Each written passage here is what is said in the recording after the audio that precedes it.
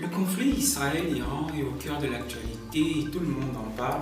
Les journalistes en premier, ils mobilisent les analystes et les commentateurs qui essayent d'apporter des éclairages sur l'évolution des événements en cours ou alors qui essayent de faire basculer l'opinion dans un camp ou dans l'autre.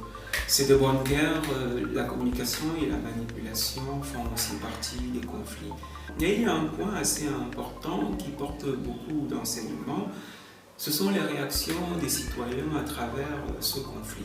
Quand on ouvre les réseaux sociaux, on se rend bien compte que les citoyens des deux pays en guerre et même les citoyens des autres pays réagissent par rapport à ce conflit. Certains approuvent la guerre, certains la désapprouvent, certains sont même indifférents.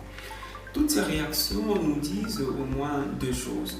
La première, elles apportent la confirmation que les sociétés n'ont plus besoin du filtre des médias ou des politiques pour s'exprimer sur les questions internationales et ainsi entrer dans le jeu international et être plus visibles. Hier, il était assez difficile de savoir ce que pense un citoyen qui se trouve à l'autre bout de la planète sur les questions internationales. Il fallait attendre qu'il passe par le filtre des médias ou des politiques pour avoir plus ou moins une idée sur son opinion. Aujourd'hui, ce n'est plus le cas. Avec un téléphone, une caméra et une connexion à Internet, tout le monde peut s'exprimer sur les questions internationales et ainsi entrer dans le jeu international. On pourrait ici remercier ou maudire la forte démocratisation de la possibilité de produire des images fixes mobiles qui caractérisent notre siècle actuel. Donc ça, c'est pour le premier enseignement.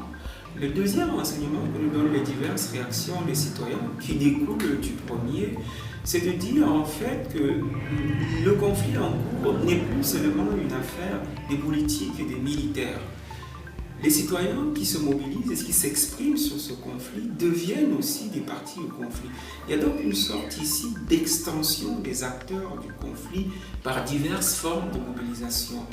À travers les discours, à travers les réactions sur Internet, à travers des vidéos, à travers des analyses, les citoyens à travers le monde et les individus à travers le monde deviennent des parties à ce conflit.